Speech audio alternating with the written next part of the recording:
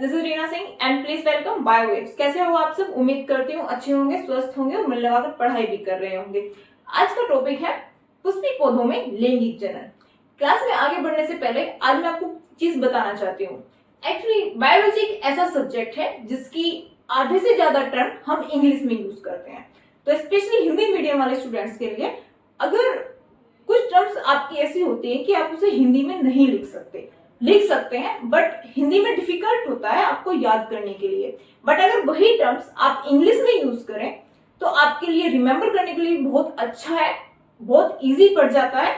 जैसे कि प्लांट्स में ही ले लो, एक चीज है वर्तिकाल और आप उसे इंग्लिश में बोल रहे हो स्टिग्मा, ठीक है। हिंदी में किसी टर्म को बोल रहे हैं पुंकेसर, लेकिन इंग्लिश में वही टर्म यूज हो रही है एंड्रोशियम या स्टेमन, ठीक है। तो आपको कुछ टर्म्स ऐसे हैं जो कोशिश करो कि आपको इंग्लिश में ही रिवाइज हो जाए, ठीक है। तो चलो क्लास में आगे बढ़ते हैं। पुष्पी पौधों में लैंगिक जनन। अब लैंगिक जनन में हम आगे बढ़ने से पहले मैं आपको बता दूं लैंगिक जनन होता क्या है। लैंगिक जनन नर और मादा यानी कि मेल और फीमेल जो गैमेट्स होते हैं, नर और मादा जो युग्मक होते हैं, उनके मिलने से जो प्रोसेस होती है उसे हम कहते हैं लैंगिक जनन। समझ में आया? अलैंगिक जनन में क्या होता था? अलैंगिक जनन में मुकुलन, विखंडन या फिर खंडन इस तरह की प्रोसेस होती थी और वो आपका लैंगिक जनन जो प्रोसेस होता है वो कहलाती थी। लेकिन लैंगिक जनन में यहाँ गैमेट्स बनते हैं। क्या बनते हैं? गैमेट्स यानी कि युग्मक। तो लैंगिक जनन वो प्रोसेस है जो नर और मादा युग्मक के मिलने से होती है। अब जब नर और मादा युग्मक, पहली बात होगी कि लैंगिक जनन नर और मादा युग्मक के बनने से होता है, ठीक है। दूसरी बात इसमें इंपॉर्टेंट ये है कि जब नर और मादा युग्मक मिलते हैं तो वो प्रक्रिया आपकी कहलाती है निषेचन, यानी कि नर और मादा यानी कि मेल और फीमेल गैमेट्स के मिलने की जो प्रोसेस कहलाती है वो निषेचन कहलाती है। निषेचन मतलब कि फर्टिलाइजेशन, ठीक है। अब दूसरी चीज ये है कि जब हम अलैंगिक जनन हमने पढ़ा था, तो अलैंगिक जनन में जब नेक्स्ट जनरेशन जाती है तो उसमें वेरिएशन बहुत कम पाया जाता है। यानी कि आपने अमीबा पढ़ा या फिर कोई भी प्लांट है या एल्गी है, उसमें स्पाइरोगायरा या यूलोथ्रिक्स आप ले लो, उसमें विखंडन होता है। तो जो विखंडन होकर नया प्लांट डेवलप होगा या नया प्लांट बनेगा वो हूबहू अपने पेरेंट प्लांट की जैसा ही होगा। समझ रहे हो कि अलैंगिक जनन में वेरिएशन की कोई संभावना ज्यादा नहीं होती। लेकिन लैंगिक जनन की एक मेन विशेषता या एक मुख्य लक्षण ये है कि जो नर और मादा युग्मक होते हैं भाई वो अलग अलग प्लांट से आते हैं, अलग अलग फूलों से आते हैं, ठीक है। तो ऑब्वियस सी बात है वहां वेरिएशन की ज्यादा संभावना है, वहां विभिन्नताओं की ज्यादा संभावना होती है, ठीक है। तो ये चीज ध्यान रखना। तीन चीज होगी आपकी लैंगिक जनन में। पहला, नर और मादा युग्मक के मिलने से लैंगिक जनन होता है। अब जो प्रोसेस है नर और मादा युग्मक के मिलने की वो कहलाती है आपकी निषेचन। क्या कहलाती है? निषेचन यानी कि फर्टिलाइजेशन। और तीसरी, इस प्रोसेस में यानी कि लैंगिक जनन में विभिन्नताएं अच्छे तरीके से पाई जाती है, यानी कि बहुत अच्छी तरीके से बहुत ज्यादा संभावनाएं जो होती है वो लैंगिक जनन में होती है, ठीक है। अब आगे बढ़ते हैं पुष्पी पौधों में लैंगिक जनन। हम क्या पढ़ रहे हैं? पुष्पी पौधों में लैंगिक जनन। सबसे पहला टॉपिक है कि पुष्पी पौधों में लैंगिक जनन में जो लैंगिक जननांग यानी कि आपके जो जननांग होते हैं, ऑर्गन्स होते हैं, सेक्सुअल ऑर्गन्स होते हैं, वो क्या होते हैं? प्लांट्स की बात कर रहे हैं, ध्यान रखो हम प्लांट्स की बात कर रहे हैं, ठीक है। प्लांट्स में या फूलों में जो लैंगिक जननांग होते हैं या सेक्सुअल ऑर्गन्स होते हैं वो क्या होता है? तो यहाँ पे क्या होता है आपका? फ्लावर, ठीक है। फ्लावर यानी कि फूल, ये पुष्पी पौधों में लैंगिक जननांग का करते हैं। क्या होते हैं? लैंगिक जननांग। फ्लावर क्या चीज है? फ्लावर लैंगिक जननांग यानी कि सेक्सुअल एक ऑर्गन है पूरे प्लांट के अंदर। पहली मेन बात ध्यान रखना, ठीक है, कि जो फूल है वो ही जननांग का काम करते हैं पौधों में, ठीक है। दूसरी मेन इंपोर्टेंट थिंग आती है कि जब फूल की बात कर रहे हैं तो फूल भी दो तरीके के होते हैं। क्या होते हैं? दो तरीके के फूल पाए जाते हैं प्लांट्स में। नंबर एक, उभयलिंगी या फिर आप इसे बोल सकते हैं द्विलिंगी फूल। और नेक्स्ट आपका होता है एकलिंगी फूल। फूल को आप यहां पर पुष्प भी बोल सकते हो, ठीक है। अब आगे हम बढ़ते हैं कि उभयलिंगी या फिर एक लिंगी या फिर द्विलिंगी में क्या डिफरेंस है, होता क्या है। आपने अक्सर आपके घरों में प्लांट्स पाए जाते हैं, हमारे यहाँ भी हिबिस्कस का प्लांट है बट उस पर फ्लावरिंग नहीं है, नहीं तो मैं आपको प्लांट का एक एग्जाम्पल देकर भी इसे अच्छे से समझा सकती थी, लेकिन कोई बात नहीं, उसके लिए यहाँ पर डायग्राम बनाया हुआ है तो आपको समझने में कोई दिक्कत नहीं होनी चाहिए। पहली बात, उभयलिंगी फूल कैसे होते हैं।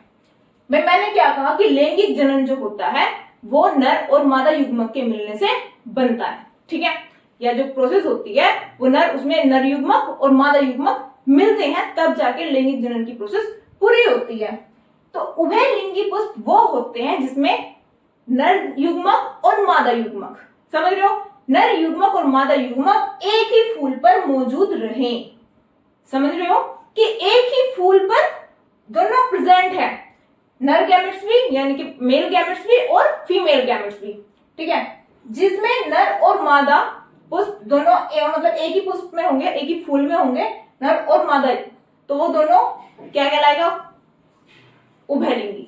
लेकिन अब एक लिंगी से वर्ड से ही पता चल रहा है, एक लिंगी जिस फूल में या जिस पुष्प में सिर्फ मादा युग्मक ही मौजूद रहे या फिर नर युग्मक ही मौजूद रहे, या बोल सकते हो अगर मैं आपको एक नॉर्मल लैंग्वेज में समझाऊं कि मेल पार्ट यानी कि नर वाला जो भाग है वो, या फिर मादा वाला भाग यानी कि फीमेल पार्ट, एक पुष्प में सिर्फ एक ही चीज हो, या तो उस फूल के अंदर मेल गैमेट्स हो या फिर उस फूल के अंदर फीमेल गैमेट्स हो, तो वो आपका क्या कहलाएगा, एक लिंगी।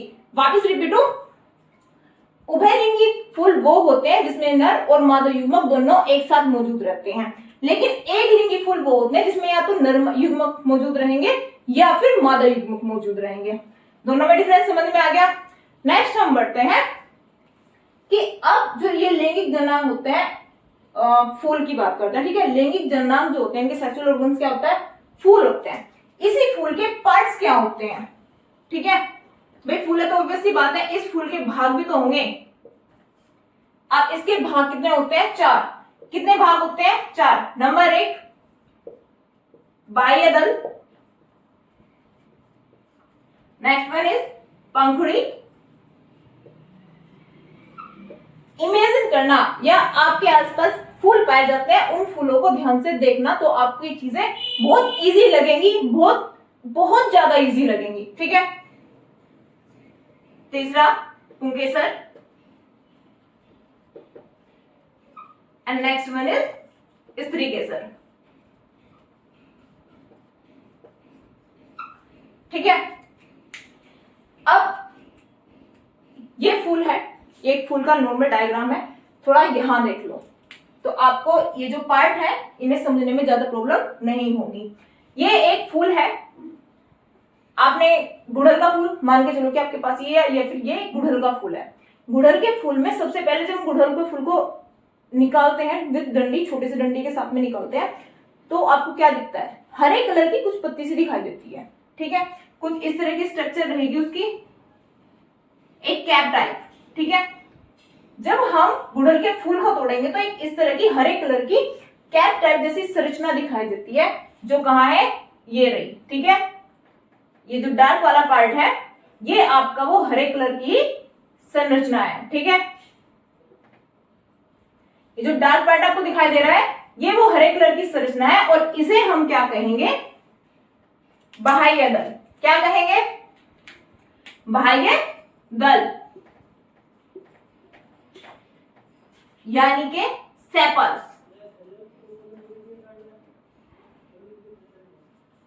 ठीक है। क्या बोलेंगे, सेपल्स। बाह्य दल को इंग्लिश में क्या बोलते हैं, सेपल्स। फिर बात आती है पंखुड़ी की, किसकी बात आती है, पंखुड़ी की। सेकंड पार्ट कौन सा है, पंखुड़ी। पंखुड़ी को हम क्या बोलते हैं, पेटल्स। इंग्लिश में जो हम वर्ड यूज करते हैं तो इसके लिए क्या यूज करते हैं, पेटल्स, ठीक है। तो ये आपकी हुई पंखुड़ी। ध्यान रखना, साथ के साथ इंग्लिश टर्म भी याद करने की कोशिश करना, स्पेशली हिंदी मीडियम वाले स्टूडेंट्स के लिए मेरी रिक्वेस्ट है। तो क्या हो गया, पंखुड़ी। ये जो आपका कलर, ये अक्सर पंखुड़ी की विशेषता है कि ये मोस्टली फूलों में कलरफुल होती है। क्या होती है, तो बिल्कुल व्हाइट होंगी या फिर कलरफुल होंगी। गुलाब की पंखुड़ियां होगी, गुड़हल की पंखुड़ियां होगी, कितने भी आपके प्लांट्स हैं जो फूल वाले प्लांट्स हैं तो उनमें फूलों में देखना कि कलरफुल जो पार्ट होता है उसका वो क्या कहलाती है? आपकी पंखुड़ी। ठीक है, फिर उसमें ये जो स्ट्रक्चर पाई जाती है, ये वाली, यहां से लेकर यहां तक, कितने इसमें 6 दिखाई रखे हैं, 1 2 3 4 5 एंड 6। ये क्या कहलाते हैं? आपके पुंकेसर। क्या कहलाते हैं? पुंकेसर। इस पुंकेसर के भी 2 पार्ट होते हैं। एक तो भाई ये हो गया, इसे बोलते हैं परागकोश। क्या बोलते हैं? परागकोश। और दूसरा ये हो गया तंतु। ठीक है, परागकोश का जो तंतु होता है उसे बोलते हैं तंतु। इन दोनों को मिलाकर हम क्या बोलते हैं? पुंकेसर। ठीक है, नेक्स्ट फिर आपका आता है स्त्रीकेसर, यानी कि पुंकेसर मेल पार्ट ऑफ प्लांट है। ठीक है, स्त्रीकेसर फीमेल प्लांट, यानी कि आपका मादा जो पार्ट होता है वो स्त्रीकेसर है। इसके भी 3 पार्ट होते हैं। सबसे पहले आपका आता है वर्तिकाग्र। ठीक है, ये होगी आपकी वर्तिका, एंड ये होगी आपकी ओवेरी, यानी कि आपका अंडाशय। और इन तीनों को मिलाकर हम क्या बोलते हैं? स्त्रीकेसर। इंग्लिश में क्या बोलेंगे? गायनोशियम। लेकिन वही चीज हम पुंकेसर के लिए क्या बोलेंगे? एंड्रोशियम। ठीक है, ध्यान दो, वापस एक बार रिपीट कर रही हूं भाई। प्लांट का जो ग्रीन वाला पार्ट, जो यानी कि जो फूल है आपका, फ्लावर है, उसका जो ग्रीन वाला पार्ट है सबसे स्टार्टिंग में दिखाई देता है, आपका बाह्य दल कहलाता है, जिसे इंग्लिश में सेपल्स बोलते हैं। ये अक्सर हरे कलर का होता है, ये हरे रंग का होता है। ठीक है, उसके बाद पंखुड़ियां आती हैं, जो सेकंड पार्ट है एक फूल का, ये अक्सर कलरफुल होता है, जिसे इंग्लिश में पेटल्स कहा जाता है। कुछ पौधों में ये पेटल्स न्यूमेरस होती हैं, या कि अनगिनत होती हैं, कुछ में ये 6 7 4 5 इस तरीके से होती हैं। ठीक है, उसके बाद जो मेल पार्ट यानी कि नर वाला भाग है उसका, वो कहलाता है पुंकेसर, जिसे इंग्लिश में बोलते हैं एंड्रोशियम। इस पुंकेसर ये 2 चीजों से मिलकर बना होता है, परागकोश और एक पराग तंतु। यानी कि परागकोश और पराग तंतु, ये वाला जो पार्ट है आपका परागकोश है, और ये आपको लंबी सी स्टाइल दिखाई दे रही है ना, ये तंतु है, पराग तंतु आपसे बोल सकते हो। ये मिलकर क्या बनाता है? पुंकेसर। नेक्स्ट फिर आपका आता है फीमेल पार्ट, यानी कि जो मादा वाला भाग है, जिसे हम स्त्रीकेसर बोलते हैं। ये 3 चीजों से मिलकर बना होता है। सबसे पहले आपका वर्तिकाग्र आता है, फिर आपकी दिखाई दे रही है पतली सी नली, ये आपकी वर्तिका है, और ये नीचे आपका अंडाशय यानी कि ओवेरी है। ठीक है, ये तीनों मिलकर वर्तिकाग्र, वर्तिका और अंडाशय, ये तीनों मिलकर पुष्प का जो मादा भाग होता है, फीमेल पार्ट होता है, वो तैयार करते हैं, जिसे हम क्या बोलते हैं? स्त्रीकेसर यानी कि गायनोशियम। आई थिंक से आपको अच्छे से समझ आ रहा होगा, कोई प्रॉब्लम नहीं हो रही होगी। वर्तिकाग्र को जब हम इंग्लिश टर्म्स में यूज करते हैं तो हम इसे क्या बोलते हैं? स्टिग्मा। क्या बोलते हैं? स्टिग्मा। ठीक है, वर्तिका को हम इंग्लिश में बोलते हैं स्टाइल। ये वर्ड्स याद रखना, 11th 12th में आपके बहुत काम आने वाली है। ठीक है, अंडाशय को क्या बोलते हैं? ओवेरी। इतना समझ आ गया? जब हम अंडाशय के अंदर वाले पार्ट की तरफ देखते हैं तो यहां ये बीजांड होता है। क्या होता है? बीजांड। ठीक है, इतनी प्रोसेस आपको समझ में आ रही होगी। आई थिंक से यहां तक कोई प्रॉब्लम नहीं है। अब आगे बढ़ते हैं। ठीक है, अब थोड़ा सा आगे देखो, इसमें प्लांट्स के पार्ट आपको समझ में आ गए। अब बात करते हैं परागण। ठीक है, परागण क्या होता है? ये प्रोसेस बहुत ज्यादा जरूरी है समझने के लिए। अक्सर इस पे क्वेश्चन आए होते हैं कि परागण क्या है, या फिर स्वपरागण क्या है और परपरागण क्या है।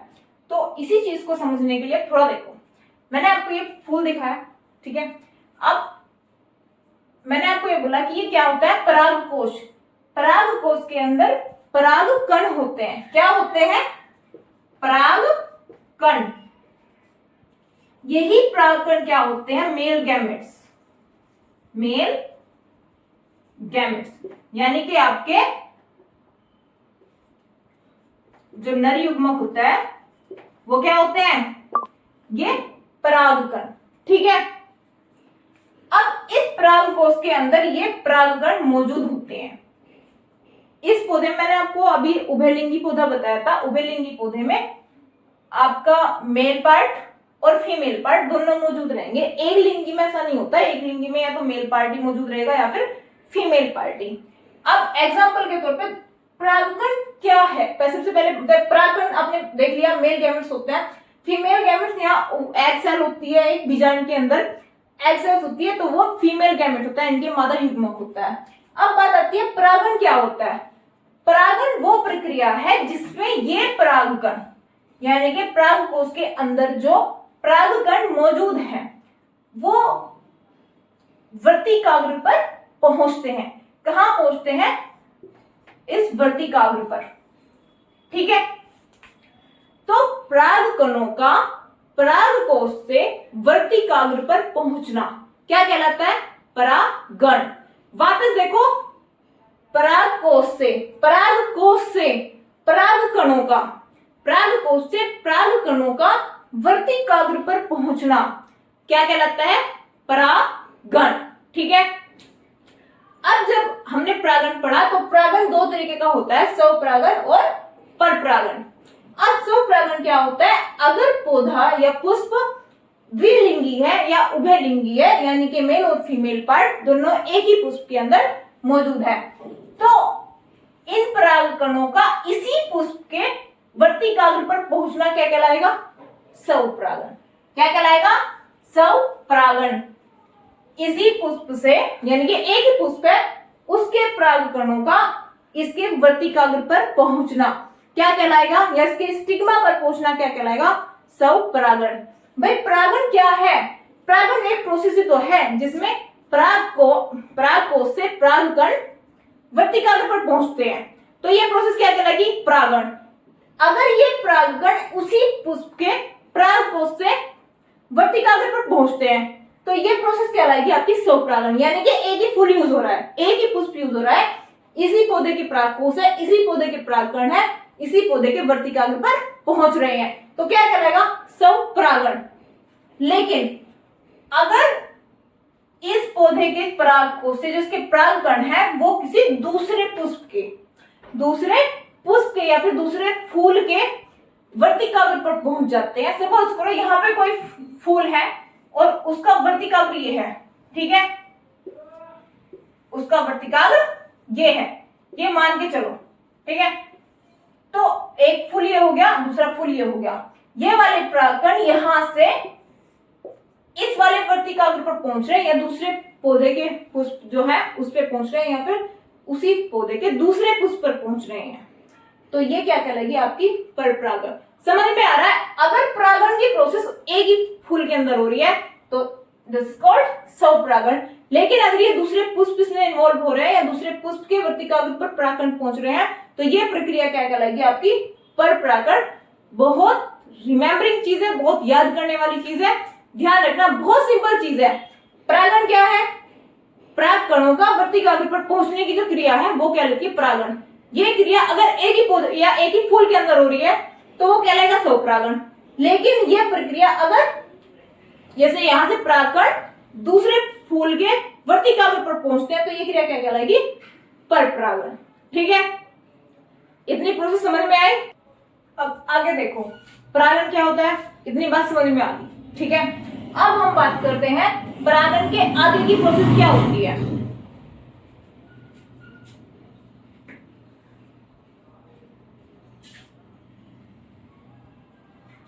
परागण क्या होता है, इतनी बात हमने समझ ली, हमें समझ भी आ गया। अब हम देखते हैं कि परागण के आगे की प्रोसेस क्या होती है। अब ये एक पुष्पी पौधे की काट है, ठीक है, या बोलो एक वर्तिकाग्र है। सिर्फ जो मादा पार्ट होता है या मादा वाला भाग होता है, फीमेल पार्ट वो है। सिर्फ हमने पुष्प बनाया था, पुष्प में मेल और फीमेल पार्ट दोनों दिखाते हैं, लेकिन अब ये सिर्फ मादा वाला भाग है। इसके अंदर परागण के आगे जो प्रोसेस होती है वो देखो भाई। परागकोश से परागण कहां ट्रांसफर हो गए? वर्तिकाग्र पर। ये क्या है? वर्तिकाग्र। ठीक है, हो गया। ये आपके परागकण है। क्या है? परागकण। जब ये परागकोश से इस वर्तिकाग्र पर ट्रांसफर होते हैं, ट्रांसफर होने का जरिया या फिर एक स्थान से दूसरे स्थान जाने का जरिया कुछ भी हो सकता है। आपकी हवा हो सकती है, बारिश का पानी हो सकता है, नॉर्मल पानी हो सकता है, या फिर धूल मिट्टी, कुछ भी हो सकता है कि मतलब बस उसे अपनी जगह पहुंचना है। पराग कणों को वर्तिकाग्र पर पहुंचना है, जरिया कुछ भी बनाया जा सकता है। आप उसे कृत्रिम विधि के द्वारा यूज कर सकते हो, या फिर आप नॉर्मली हवा पानी जितने भी नेचुरल तरीके हैं उनसे वो परागकण इस वर्तिकाग्र पर पहुंच गए।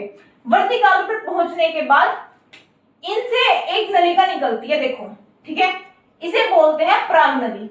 इसमें थोड़ी निकली हुई है और इस वाले परागकण से ये पूरी नलिका जाते हुए वर्तिकाग्र से होते हुए वर्तिका जाती है। ये वर्तिका ही तो है, ये क्या है, वर्तिका, ठीक है।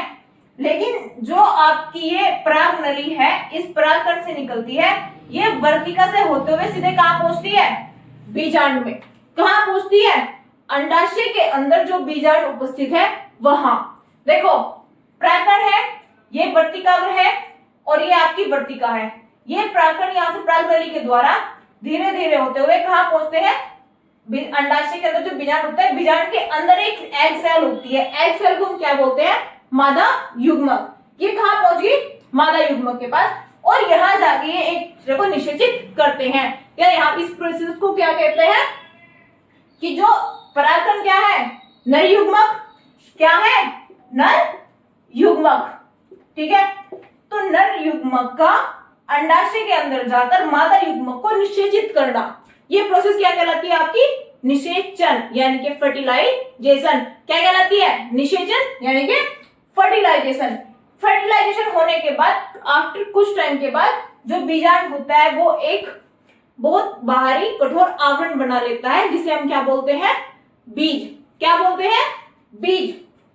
और जो अंडाशय है, ये फूला हुआ भाग है, ये किसका निर्माण करता है, फल का। किसका निर्माण करेगा, फल का। निषेचन होने के बाद जो बीजांड होगा वो आउटर कवरिंग यानी कि बाह्य आवरण का निर्माण करेगा, जो काफी कठोर होगा। उससे क्या होता है, बीज का निर्माण होता है। क्या होता है, निषेचन के बाद में बीज का निर्माण होता है।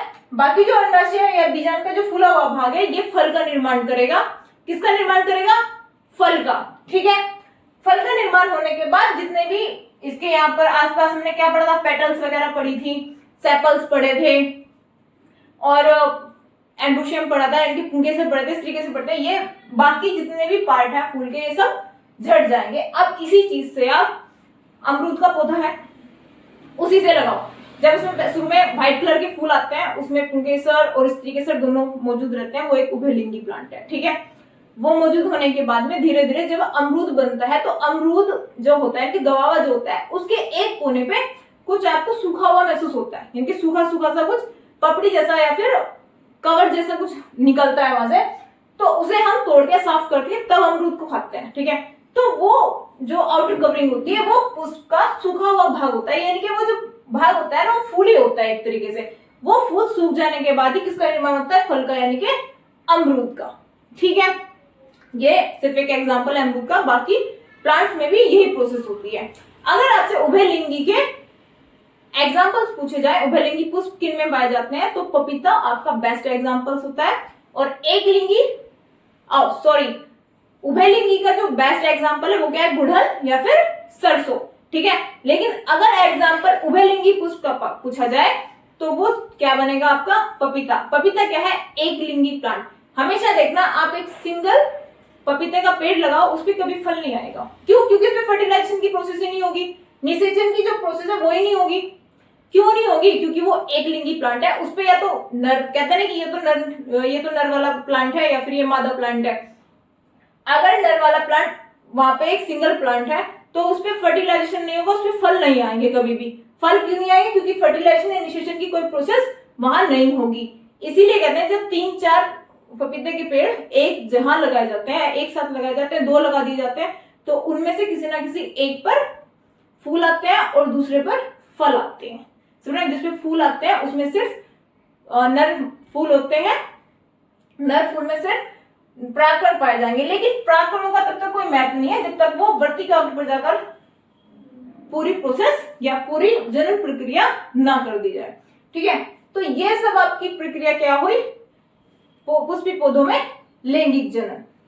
तो यहीं पे ये चैप्टर यहीं पे ये टॉपिक जो है वो आपका खत्म हो जाता है। कुछ भी सजेशन हो, कोई भी टॉपिक हो जो आपको समझना है या कोई भी सजेशन एक तरीके से, तो आप नीचे प्लीज कमेंट बॉक्स में जरूर लिखकर बताएं। वीडियो अच्छी लगी हो तो प्लीज शेयर करें अपने फ्रेंड्स के साथ में। नए हैं तो चैनल को सब्सक्राइब करें एंड लाइक करें। Thank you.